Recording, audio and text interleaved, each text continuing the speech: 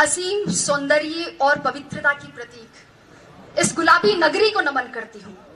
राजस्थान विश्वविद्यालय की वैदिप्यमान प्रतिष्ठा और उसमें आप सबकी शिक्षा के प्रति निष्ठा को नमन करती हूँ। वह वटवृक्ष जिसकी छांव में यह विश्वविद्यालय परिवार फल फूल रहा है, ऐसे कृतज्ञता अभिभूत और जीवन सौंदर्य के पारखी माननीय कुलपति महोदय को नमन करती हूँ। जब से उसे सींचने वाले विद्वत शिक्षक समाज को नमन करती हूँ। राजस्थान विश्वविद्यालय की वैभवशाली परंपरा और गौरवशाली इतिहास और उसमें जन्मी आप सबकी सुनहरे भविष्य की उत्साहित और अनुशासित प्यास को नमन करते हुए नमन करती हूँ उस परम पिता परमेश्वर को जो मुझ में वक्ता बनकर बोल रहा है, आप में श्रोता बनकर सुन रहा है और इस पंडाल के कण कण में विद्यमान होकर इस को साकार मंचस्थ विद्वत समाज और देश के छलनी हुए जिगर को मरहम लगाने की एकमात्र आशा स्थल। प्यारे साथियों, मुझे बहुत प्रसन्नता है कि मुझे आज ऐसे लोगों के बीच व्याख्यान का अवसर मिला है जो उस मोड़ पर खड़े हैं जहां से उन्हें जीवन संग्राम में कूदना है। अभी आपके सामने बहुत सारी चुनौतियां और संघर्ष है। ऐसा नहीं है कि आरएस बनने के बाद मेरे संघर्ष और चुनौतियां खत्म हो गए हैं, बल्कि वो तो अभी शुरू हुए हैं, लेकिन उनसे लोहा लिए बिना हम आगे नहीं बढ़ सकते हैं। साथियों, मुझे नहीं लगता कि मैं अपने इन स्नातक अनुजों को कोई मार्गदर्शन दे सकती हूँ या आप में किसी अभूतपूर्व ऊर्जा का संचार कर सकती हूँ, क्योंकि मैं भी आप ही की तरह एक जिज्ञासु विद्यार्थी रही हूँ और पिछले कुछ वर्षों में वही सामने आप ही की तरफ बैठा करती थी जहां आज आप जगमग तारों की तरह इस परिसर को रोशन कर रहे हैं। किंतु मैं इतना जरूर कह सकती हूँ कि यहाँ सिखाए जाने वाले उस श्रम, उस धैर्य, उस मार्गदर्शन, उस शैक्षिक वातावरण, शिक्षकों की विद्वता और अनुशासन के आवरण को यदि जीवन में उतार लिया जाए तो असंभव कुछ भी नहीं है। जैसा कि एक साथी ने कहा था, वैसे ही मेरे साथ में भी यही घटना है। मुझे भी प्रशासन में आने से पहले ये पता नहीं था कि आरएस क्या होता है, वो क्या करता है। स्कूल में साथी लड़कियों ने कह दिया कि हम आरएस बनेंगी, तो मैंने भी 9th क्लास का रिजल्ट आते ही अपने बाल मन में पूरे घर में ये सार्वजनिक उद्घोषणा कर दी कि मैं आरएस बनूंगी। चूंकि पिताजी शिक्षा अधिकारी रहे हैं, इसलिए धीरे धीरे ये पता चला कि हाँ, कोई आरएस होता तो कोई बड़ा अफसर है। किसी ने ताना मार दिया तो आरएस बनना एक चैलेंज के रूप में ले लिया। हम लोग पतंग उड़ाते थे और पड़ोस में एक अगरबत्ती का कारखाना था, वहां बच्चे छत पर अगरबत्तियां बनाते थे। मैं और मेरी बहन वहां गए और वहां जाकर मालिक को कहा कि ये इनसे काम क्यों करवाते हो, इनको पतंग उड़ाने दो ना। तो अंकल बोले कि तू कौन सी कलेक्टर लग रही है यहाँ पे।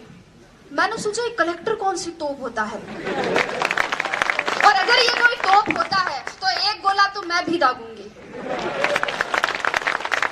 धीरे धीरे परिवेश बढ़ा, लोगों से जुड़ाव बढ़ा, एक आरएस अधिकारी के अधिकार, दायित्व और दायरे को समझा और फिर खुद के अंदर झांका तो देखा और पाया कि हाँ, मैं किसी काम को योजनाबद्ध तरीके से कर सकती हूँ, किसी बात के पक्ष और विपक्ष पर विचार कर सकती हूँ, नेतृत्व क्षमता भी है, अपनी बात दूसरों तक संप्रेषित कर सकती हूँ। मम्मी और चाची का झगड़ा हो जाता तो उन्हें मना भी लेती हूँ, और दादी का आशीर्वाद तो है ही है। मैं आरएस बन सकती हूँ, मैं आरएस बनूंगी। और तब मैंने सोचा कि न गरज किसी से, न वास्ता किसी से, मुझे काम है अपने काम से, तेरी जिक्र से, तेरी फिक्र से, तेरी याद से, तेरे नाम से। और आरएस को ही मैंने अपनी जिक्र और फिक्र बना लिया। और साथियों, यही सम्मिलित कारण और घटनाएं हैं जिनके परिणाम स्वरूप मैं आज यहाँ आपके सामने उपस्थित हूँ।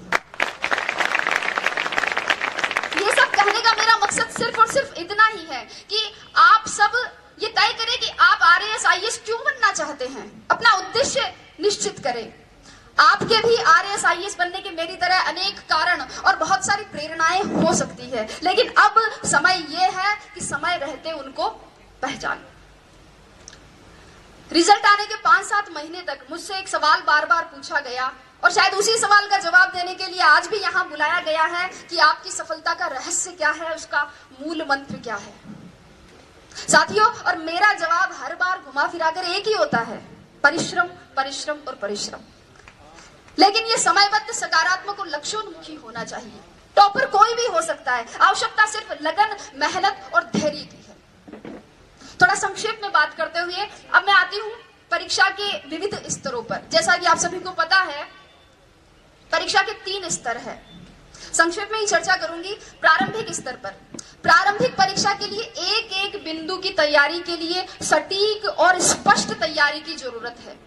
और यहां नादानी करने का मतलब है अपनी पतंग खुद काटना।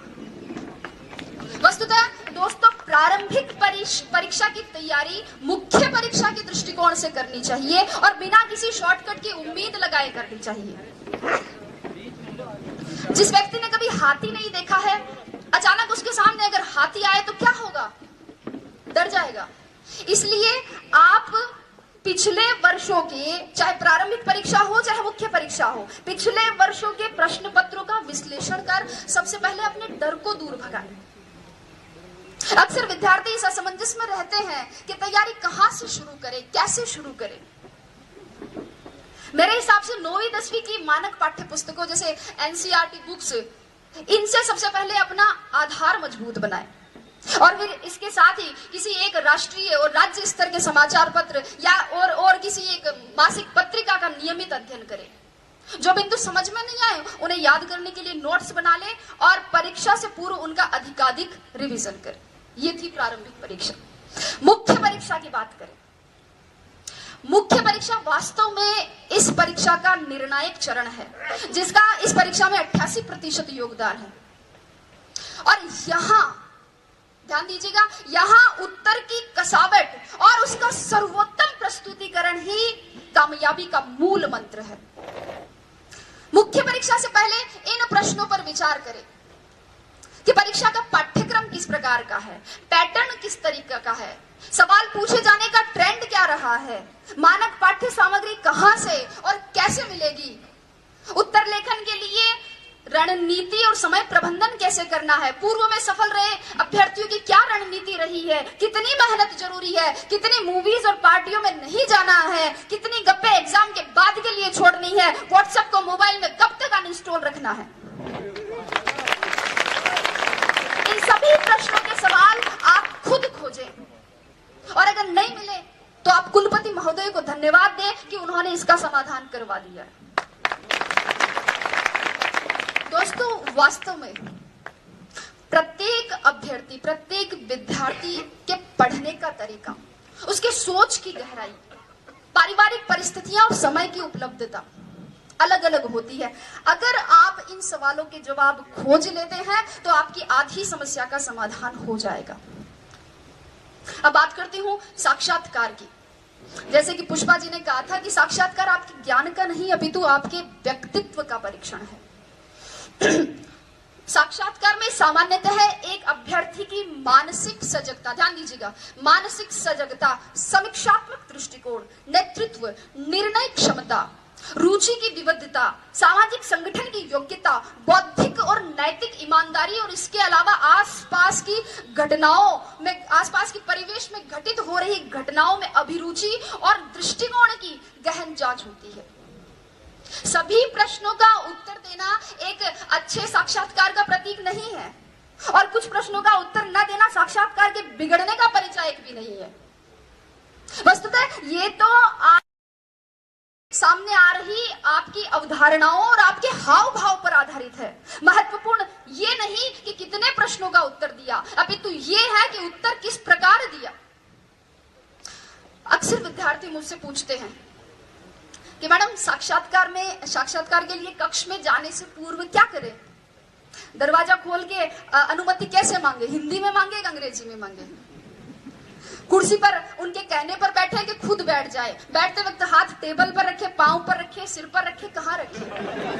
लड़के पूछते हैं कि मैडम टाई लगाए, टाई के साथ कोट भी पहने, क्या शेविंग करे या नहीं करे। और लड़कियां भी पूछती है कि साड़ी पहने, सूट पहने, सूट पहने तो मैचिंग का ब्लाउज पहने, क्या मैचिंग की nail polish, sandal, earrings, purse, bangles, blah blah blah. लेकिन अगर चर्चा करें तो ये एक ऐसा विषय है जिस पर पूरा दिन खर्च किया जा सकता है। लेकिन अगर मेरी माने, संक्षेप में मेरी माने, तो आप तो बस अगर लगता है कि आपकी तैयारी अच्छी है, आपकी विषय पर पकड़ है, आपने जो अपने हिसाब से कपड़े पहने हैं उनमें आप सुविधाजनक महसूस कर रहे हैं और उनसे आपके शरीर का आत्मविश्वास झलक रहा है। अगर आपको लगे कि आपने अपने माता पिता का आशीर्वाद ले लिया है, ईश्वर में आपकी आस्था है और दादी और नानी ने कह दिया कि जा बेटा कलेक्टर बन के ही आई, तो आप तो बस दरवाजा खोलिए और मुस्कुराते हुए अंदर घुस जाइए। अभी आपका बायोडेटा देखा जा रहा है। एक प्रश्न आपकी हॉबी से, अगला ग्रेजुएशन के विषय से, अगला करंट नॉलेज से और क्रमशः प्रश्नों का सिलसिला। और अगर आपने अंत तक अपनी संप्रेषणीयता, अपनी समझ, अपनी ग्रहणशीलता, अपने नेतृत्व को बनाए रखा, अपने आत्मविश्वास को बनाए रखा है, तो आप उसी तरह मुस्कुराते हुए बाहर आकर भेरू जी, भोमिया जी, पित्तर जी, जिनको भी आपने याद किया था, उनको धन्यवाद दे सकते हैं। और अगर कोई साथी चाहे तो खोड़े के हनुमान जी में सवामणि की तैयारी भी कर सकता है, क्योंकि मैं ये गारंटी देती हूँ कि जीत आपकी है। शर्त इतनी है कि सवामणि का निमंत्रण मुझे मिलना चाहिए। तो ये तो बात हुई परीक्षा के विविध स्तरों की। अब मैं परीक्षा में सफलता की क्या प्रक्रिया है उस पर और उस समय क्या ध्यान रखी जाने वाली और सावधानियां बरतने वाली बातें हैं, उन पर चर्चा करूं बहुत संक्षेप में।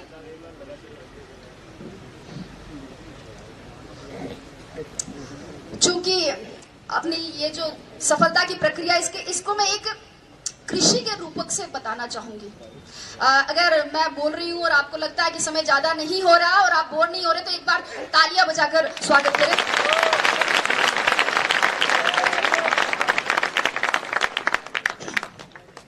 तो कृषि के रूपक से समझाना चाहूंगी, क्योंकि अब राजस्व विभाग से जुड़ गई हूं, तो कृषि, बीज, फसल, पटवारी, गिरदावर, इनसे दिन भर सामना होता रहता है, तो उदाहरण भी वैसे ही देने लग गई हूं। दोस्तों, किसी भी बीज के अंकुरण, उसकी वृद्धि, स्थायित्व, फल फूल सहित पूरा वृक्ष बनने में ही सफलता की प्रक्रिया निहित है। किसी भी बीज के अंकुरण के लिए सर्वप्रथम और सर्वाधिक महत्वपूर्ण योग्यता है उस बीज का अंकुरण योग्य होना। इसलिए सबसे पहले अपने अंदर झांके। एक बार एक पागल आईने में खुद को देखकर कह रहा था कि यार इसको कहीं देखा लगता है। बहुत देर टेंशन में सोचने के बाद वो बोला, धत्तेरी की, अरे ये तो वही है जो उस दिन मेरे साथ बाल कटवा रहा था। तो ये तो खैर पागल था, लेकिन हम जैसे पढ़े लिखे और स्वस्थ चित्त व्यक्ति भी खुद को नहीं पहचानते हैं, अपने भीतर नहीं झांक पाते हैं। रास्ते में अगर कंकड़ी कंकड़ हो और अगर अच्छा जूता पहना हो तो उस पर चला जा सकता है, लेकिन एक अच्छे जूते में भी अगर कंकड़ हो तो रास्ता चाहे कितना ही बढ़िया क्यों ना हो, उस पर कुछ कदम चलना मुश्किल। मेरे कहने का मतलब इतना ही है कि पहले बाहर की चुनौतियों से पहले खुद की कमजोरियों से जीते, लड़े।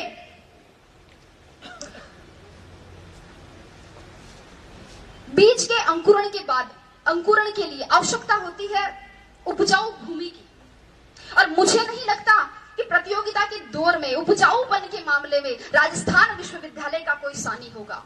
यहाँ का मार्गदर्शन आपके लिए सदैव पथ प्रदर्शक का कार्य करता रहेगा। आपको अपनी तैयारी के लिए, लक्ष्य प्राप्ति के लिए जहां कहीं भी, किसी भी कोचिंग संस्थान, महाविद्यालय अथवा व्यक्तिगत मार्गदर्शन के लिए कहीं भी अपने आप को समर्पित करें, तो उस भूमि का उपजाऊपन जांच ले, क्योंकि कई बार योग्य बीज भी उपजाऊ भूमि के अभाव में अंकुरित नहीं हो पाते हैं।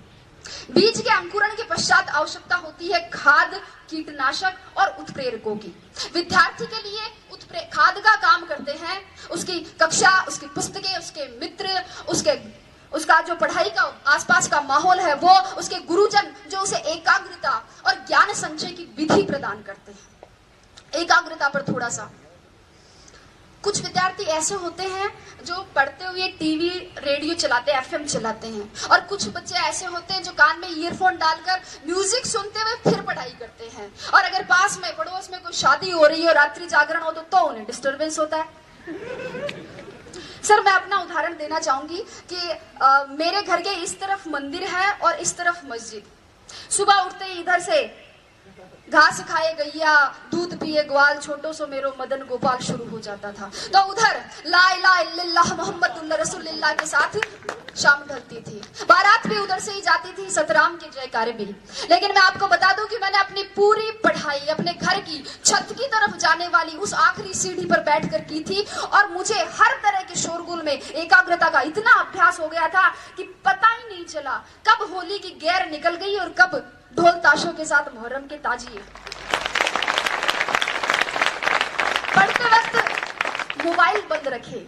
अगर व्हाट्सएप, मैसेंजर और फेसबुक नहीं चलेगा तो एकाग्रता में वृद्धि होगी, लेखन शैली में सुधार होगा और टॉप 50 में आने की संभावनाएं भी बढ़ सकती हैं। मेरी बात करें तो मैं बताऊं, मैंने मोबाइल ही नहीं रखा था। यहाँ बैठे मेरे साथी इस बात के गवाह है कि मैंने एंड्रॉइड मोबाइल ओटीएस में आके खरीदा था और अब व्हाट्सएप पर जुड़ने वाली मैं अपने बैच की आखिरी मेंबर थी। कीटनाशकों की बात करती हूँ इसके बाद। जिस प्रकार पौधे की जड़ों के दीमक और पत्तों के कीड़ा लग जाता है, उसी प्रकार एक विद्यार्थी के भी धैर्य के लालच का, मेहनत के आलस्य का, सादगी के विलासिता का और पढ़ाई के भटकाव का घुन लग ही जाता है। और ऐसे में अनुशासन ही वह कीटनाशक का कार्य करता है। मित्रों, अनुशासन ही वह औषधि है जो किसी भी लक्ष्य की प्राप्ति के लिए किए गए साधना के तपोबल के ओज को परिवर्तित कर देता है। इसलिए अपने आप को अनुशासित बनाए, व्यवस्थित बनाए, अपना खाना पीना, जागना, सोना, ये सब संयत बनाए। और इसके लिए गीता का एक श्लोक मेरी प्रेरणा रहा है कि युक्ताहार विहार से युक्त सर्वस्य चेष्टसु युक्त स्वप्नाम बोध से योगो भवति दुःखः। अर्थात अपना सोना, जागना, आहार, विहार और अपनी चेष्टाएं ये संयत हो, उचित हो। और अगर आप इस अनुशासन को, इस औचित्य को बनाए रखते हैं तो आपके लक्ष्य की पवित्रता को सुरक्षा मिलती रहेगी। पौधे की वृद्धि के लिए आवश्यकता होती है डीएपी और यूरिया जैसे उत्प्रेरकों की। ये उत्प्रेरक भी दो प्रकार के होते हैं। एक तो वे जो पौधे में वृद्धि तो करते हैं किंतु उसमें ऐसे विकार उत्पन्न कर देते हैं जिन्हें हम आजकल सब्जियों और गेहूं में कीटनाशकों के दुष्प्रभाव के रूप में देखते हैं। और दूसरे वे उत्प्रेरक जो पौधे में प्राकृतिक हार्मोन्स को संतुलित करते हुए उसे स्वस्थ और लाभदायक वृद्धि प्रदान। विद्यार्थी के जीवन में भी दो प्रकार के उत्प्रेरक होते हैं। 2008 की परीक्षा में अंतिम रूप से चयनित नहीं होने पर मुझे किसी ने कहा कि तू तो केवी की नौकरी से संतोष कर ले, ये आरएस बनना तेरे बस की बात नहीं है।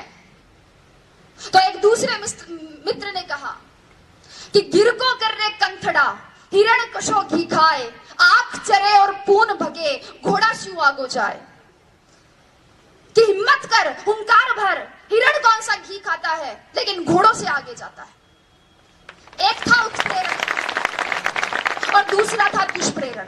दुष्प्रेरण ना स्वयं करे ना दूसरों के दुष्प्रेरण का शिकार हो, अपने मुकाम, अपने उसूल खुद तय करे और हर बार लोगों की अपेक्षाओं पर खरा उतरने की कोशिश ना करे। एक बार रात के समय एक दुकानदार बंद करने वाला था कि ये कुत्ता उसके पास में आया। कुत्ते के मुंह में थैली थी और उसमें कुछ सामान की लिस्ट थी। दुकानदार ने थैली ली, उसमें सामान डाला, बाकी पैसे डाले और सामने रख दी। कुत्ते ने थैली मुंह में उठाई और चल दिया। दुकानदार से रहा नहीं गया, वह आश्चर्यचकित होकर कुत्ते के पीछे पीछे गया, ये जानने के लिए कि इतने समझदार कुत्ते का मालिक कौन है। कुत्ता कुछ देर बस स्टॉप पर खड़ा रहा। बस आई, उसमें चढ़ गया। कंडक्टर पास आते ही उसने गर्दन आगे, बेल्ट में कुछ पैसे और घर का पता था। कंडक्टर ने उसे टिकट दे दी, बाकी पैसे बेल्ट में वापस रख दिए। जो ही अपना स्टॉप नजदीक आया, कुत्ता बस में आगे की तरफ आ गया और पूंछ हिलाकर इशारा किया। बस रुकने पर कुत्ता उतर गया और आगे चल दिया। दुकानदार भी उसके पीछे पीछे चला। कुत्ते ने अपने पैर से 2-3 बार दरवाजा खटखटाया। मालिक बाहर निकल कर आया और उसने लाठी से कुत्ते की पिटाई की। आप सोच रहे होंगे कि क्यों? मालिक भी सोच रहा था। उसने पूछा इसका कारण, तो मालिक ने कहा बदतमीज ने सारी नींद खराब कर दी, चाबी लेके नहीं जा सकता था, गधा कहेगा। मित्रों, जीवन की सच्चाई भी यही है। लोगों की आपसे अपेक्षाओं का कोई अंत नहीं है। जरा सा आप चूके कि आप में बुराइयां निकाल देंगे और पिछली सारी अच्छाइयों को भूल जाएंगे। इसलिए आप तो बस अपना कर्तव्य कर्म करें, आगे बहुत सी कठिनाइयां हैं। माझी तेरी कश्ती के तलबदार बहुत है, माझी तेरी कश्ती के तलबदार बहुत है, इस पार कुछ मगर उस पार बहुत है। जिस शहर में खोली है तूने शीशे की दुकान, उस शहर में पत्थर के खरीदार बहुत है। लेकिन अगर आपने निश्चय कर लिया है कि आपको इस कठिन राह पर चलना है, अगर आपने सोच लिया है कि अब जलेबी की तरह इसमें उलझ ही गए हैं, तो फिर क्यों न चाशनी में डूबकर जिंदगी का मजा लिया जाए। मेरे कहने का मतलब इतना ही है कि अपनी मेहनत को सफलता के मुकाम तक पहुंचाइए।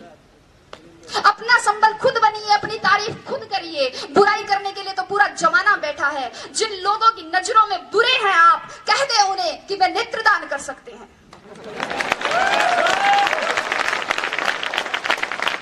अपने आसपास के परिवेश में केवल उन्हीं तत्वों को प्रविष्ट होने की अनुमति दे जो सकारात्मक हो, विचारात्मक हो, बोधात्मक हो, सही दिशा देने वाले हो। अन्यथा आपके मस्तिष्क में क्रोध, ईर्ष्या और द्वेष के रासायनिक दुष्प्रभाव दिखने लगेंगे, जो आपकी सोने की थाली में पीतल की मेख जैसे अशोभनीय लगेंगे। तो अंत की ओर बढ़ते हुए मैं अब कहूंगी कि इन सभी तत्वों के साथ अब एक तत्व और बच जाता है, और वो है जीवनदायी जल, जिसकी आवश्यकता पौधे को वृक्ष बनने तक रहती है। यह जल कहीं से भी पौधे को मिल सकता है, वर्षा से, ओस से, भूमिगत जल के स्वतः परासरण से, कुएं से, कुंड से, नल से, पाइप से, जहां से भी मिले ये मिलना चाहिए। और जल के समकक्ष विद्यार्थी के लिए रखा जा सकता है नियमित अध्ययन को। जब तक आपके सपनों की जड़ों को नियमित अध्ययन का पवित्र जल सींचता रहेगा, तब तक आपके सपनों के पंखों में उड़ान रहेगी, जुनून में जान रहेंगी, जड़ें जमीन से जुड़ी रहेंगी और नजरों में हदें आसमान रहेगी। अगली बात कहते हुए समाप्ति की ओर, इस बात पर गौर कीजिएगा कि विश्वास की जड़ें कमजोर हो। विश्वास की जड़ें कमजोर हो तो माता पिता के आशीर्वाद का जल ले। दिशा भ्रम हो तो दृष्टिकोण की जड़ों को गुरुजनों के मार्गदर्शन के जल से सींचे। भटकाव की भूख भड़के तो एकाग्रता की जड़ों को आत्मचिंतन के जल से पोषित करे। धैर्य धीरज धरने से इनकार करने लगे तो मानस की जड़ों को अध्यात्म के जल से सींचे। और सबसे महत्वपूर्ण, अपने सपनों की सुनहरी जड़ों को सकारात्मक सोच के जल से सदैव सींचते रहे। सफलता मजबूर होकर कामयाबी का मीठा फल आपकी मेहनत से तैयार किए गए वृक्ष पर प्रस्फुटित कर देगी, जिसके बाद उसके संवर्धन और संरक्षण की जिम्मेदारी दुनिया अपने आप ले लेती है। तो आइए सफलता का प्रसाद पाने के लिए मेहनत के इस महायज्ञ में अपने श्रम की समीधा, धैर्य की धूप, अध्ययन की आहुति और लक्ष्य की लौ से अस्तित्व की अग्नि प्रज्वलित करते हैं और कुछ नया, कुछ मौलिक, कुछ बेहतर करने का संकल्प करते हैं। मैं आशा करती हूँ कि शीघ्र ही इस विश्वविद्यालय से आप में से ही कोई छात्र या छात्रा ऐसे इसी ही तरह अपनी सफलता की कहानी बांटे, अपने अनुभव बांटे, और मैं यहीं बैठकर सुनूं, गर्व करूं और कुछ नया सीखूं, और अगर हो सके तो चाय के साथ कंक्लूजन करते हुए वोट ऑफ थैंक्स दूं। तो मेरी शुभकामना बस इतनी ही है कि आपका पथ प्रशस्त हो, लक्ष्य उन्नत हो, गति आबाद रहे। संगच्छध्वम संवदध्वम संवो मनांसी जानताम का मूल मंत्र कभी विस्मृत ना हो। आप सबकी मेहनत, सबके संरक्षण, विश्वविद्यालय में आपकी प्रतिष्ठा, आपकी निष्ठा, आपके सृजन और सक्रिय नेतृत्व से संस्कारों की नींव पर समर्पण के खंभों के सहारे सौम्यता के साथ खड़ा ये राजस्थान विश्वविद्यालय का महल अपनी आस्था और विश्वास के साथ सदैव पुष्पित और पल्लवित होता रहे। इसी के साथ धन्यवाद, बहुत बहुत धन्यवाद।